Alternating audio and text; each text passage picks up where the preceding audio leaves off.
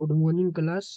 आज हम जनगणना 2011 का पढ़ने वाले हैं, जो कि मोस्ट इम्पोर्टेंट टॉप 25 इसमें ये क्वेश्चंस हम करने वाले हैं जनगणना से रिलेटेड। तो आप सभी वीडियो को अंत तक जरूर देखिएगा। मोस्ट इम्पोर्टेंट ये क्वेश्चंस होने वाले, जो कि हर एग्जाम्स में आपको देखने को मिल जाते हैं। एसएससी एमटीएस का जो वर्तमान में एग्जाम चल रहा है, इसमें भी देखने को मिलेगा आपको इससे क्वेश्चंस।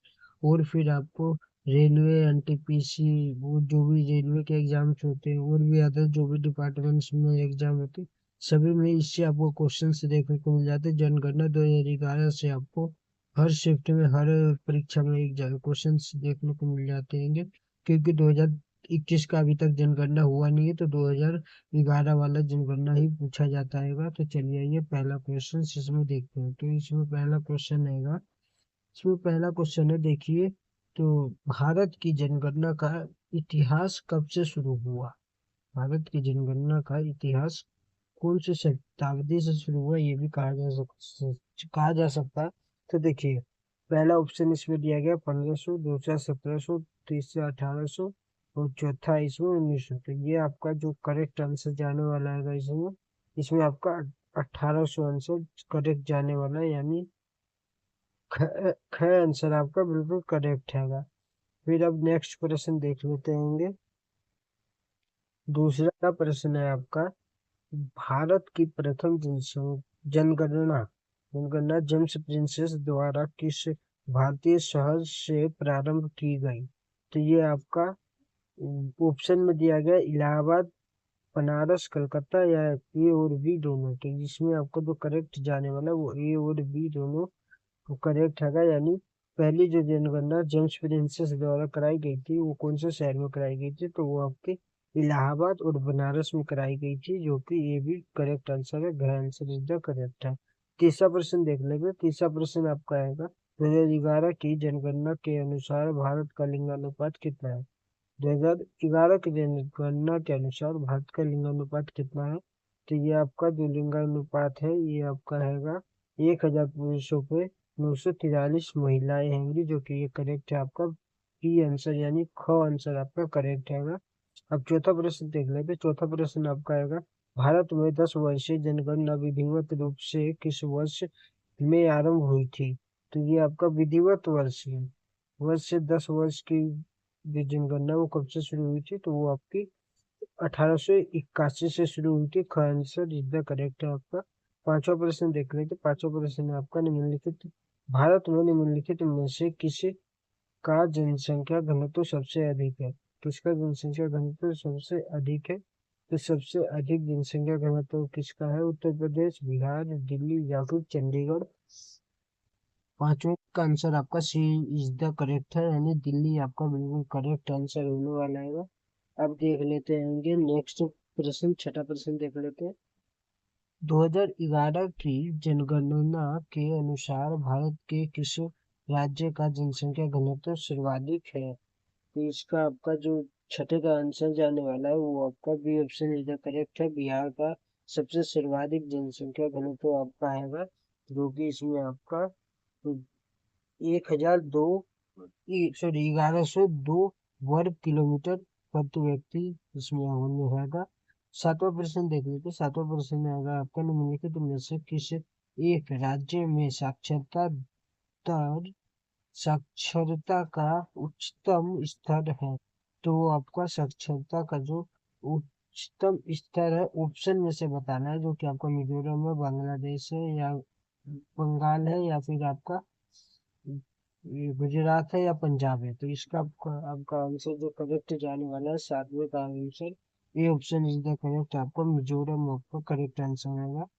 फिर आठवां प्रश्न देखेंगे। तो आठवां आपका होगा, 2011 की जनगणना के अनुसार भारत के किस राज्य की जनसंख्या सबसे कम है? तो सबसे कम जिसकी जनसंख्या होगी, वो आपका आठवें का आंसर आपका होने वाला है डी, यानी सिक्किम का आपका सबसे कम जनसंख्या आएगा। नवा प्रश्न देख लेते हैं। 2011 की जनसंख्या के अनुसार, जनगणना के अनुसार भारत के किस राज्य का जनसंख्या घनत्व सबसे कम है? जनसंख्या घनत्व सबसे कम है, नब्बे का आंसर आपका होने वाला है। ये ऑप्शन इज द करेक्ट है आपका। और अरुणाचल प्रदेश ये आपके सभी एग्जाम्स के लिए मोस्ट इम्पोर्टेंट प्रश्न होने वाले, एसएससी एमटीएस के लिए खासकर, और भी सभी एग्जाम्स रेलवे एनटीपीसी सभी के लिए मोस्ट इम्पोर्टेंट होने वाले हैं। तो इस वीडियो को अंत तक यही देखिएगा। तो आप देख लो तो 10वां प्रश्न, जो कि 2011 की जनगणना के अनुसार भारत की साक्षरता दर कितनी है। तो ये आपकी 2011 की जनगणना के अनुसार भारत की साक्षरता दर पूछा है, तो ये आपका 74% है। जो ख आंसर इज द करेक्ट आएगा आपका। 11वां प्रश्न देख लेते हैं। 11वां प्रश्न आपका आएगा, 2011 की जनगणना के अनुसार भारत के किस राज्य की जनसंख्या वृद्धि दर नकारात्मक है। जनसंख्या वृद्धि दर नकारात्मक है, तो वो आपका नागालैंड का आएगा। C answer is the correct है आपका। अब देख लेते हैं 12वां प्रश्न, 2011 की जनगणना के अनुसार भारत का सबसे बड़ा जनजातीय समूह कौन सा है। सबसे बड़ा जनजातीय समूह जो आपका होने वाला है वो आपका आएगा, सबसे बड़ा जनजाति तो भील है आपका। आंसर इज द करेक्ट है, भील है। 13वां प्रश्न देख लेते हैं। 2011 की जनगणना के अनुसार भारत के किस राज्य का लिंगानुपात सबसे कम है। तो ये आपका डी हरियाणा का सबसे कम है आपका लिंगानुपात। लिंगानुपात वो होता है जहाँ से पुरुष और महिला पे मतलब इसके में कितने कम है ये, मतलब सबसे कम, यानी पुरुष के मुकाबले महिलाएं कितनी कम है। तो वो आपकी सबसे कम जो महिलाएं है वो आपकी हरियाणा में ही देखने को मिलती है। हरियाणा में कम है लिंगानुपात, सबसे कम होगा हरियाणा में। अब देख लेते हैं 14वां प्रश्न, जो कि 2011 की जनगणना के अनुसार भारत के किस राज्य में बाघों की संख्या सबसे अधिक है। तो बाघों की संख्या जो सबसे अधिक है वो आपका केरल में होगा, जो कि वह आंसर करेक्ट है आपका। सोई बच्चों पे जो 14वें का आंसर जाने वाला है करेक्ट, वो आपका A option is the correct है। मध्य प्रदेश आपका करेक्ट है, जो कि बाघों की संख्या सबसे अधिक है वो मध्य प्रदेश में आपका आएगा। तो Madhya Pradesh is the correct होगा आपका, ए ऑप्शन करेक्ट है 14वें ऑप्शन का, 14वें क्वेश्चन का। अब देख लेते 15वां प्रश्न, जो कि भारत का दूसरा सबसे अधिक आबादी वाला राज्य कौन सा है। दूसरा सबसे अधिक आबादी वाला राज्य पूछा है, तो वो आपको महाराष्ट्र इनका करेक्ट है। अब देख लेते 16वां प्रश्न, अंतिम संस्कार 2000 सॉरी अंतिम संस्कार जनगणना 2011 कौन से नंबर की जनगणना थी। तो वो आपकी अंतिम संस्कार, ये आपकी जो थी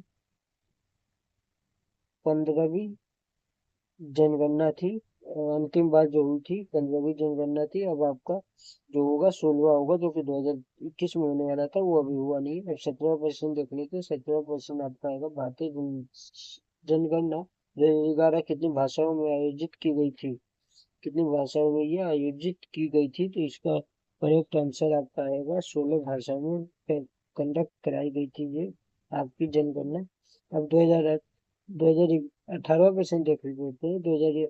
2011 की जनगणना के अनुसार विश्व की कुल जनसंख्या में भारत की भागीदारी है लगभग, वो बताना है कितनी भारत की भागीदारी है। तो ये आपका ऑप्शन नंबर बी करेक्ट है, 17.5 आपका भागीदारी है भारत का। अब देख लेते हैं 19वां प्रश्न, भारतीय संविधान में जनगणना को किस अनुसूची में डाला गया है। जनगणना को किस अनुसूची में डाला गया है। तो ये आपका डाला गया है 7वीं अनुसूची में, भाव आपका सही है। अब देख लेते हैं 20वां प्रश्न, भारत 2011 की जनगणना में ग्रामीण जनसंख्या का प्रतिशत था कितना। ग्रामीण जनसंख्या का प्रतिशत कितना आएगा। तो ये आपका करेक्ट आंसर आएगा 68.8% का ऑप्शन इज द करेक्ट है आपका। 21वां प्रश्न देख लेते हैं। जनगणना 2011 के अनुसार किस राज्य की जनसंख्या वृद्धि दर सबसे अधिक रही हो। तो सबसे अधिक जो रही है आपकी, ये आपका करेक्ट आंसर होने वाला है ये मेघालय। 22वां क्वेश्चन देख लेते हैं। 2011 की जनगणना के अनुसार भारत की जनसंख्या कितनी है। तो ये आपकी जो 2011 के अनुसार भारत की जनसंख्या रहेगी, वो आपका जो जो आएगा वो आपका ऑप्शन नंबर बी करेक्ट है, 210 मिलियन जनसंख्या है भारत की। अब 23वां प्रश्न देख लेते हैं। भारत की जनसंख्या 2023 में चीन से अधिक हो जाएगी। किसी रिपोर्ट के अनुसार बनाया गया है कि ये आपका जो रिपोर्ट के अनुसार बनाया गया है वो आपका state of world population report के अकॉर्डिंग इसको बनाया गया है।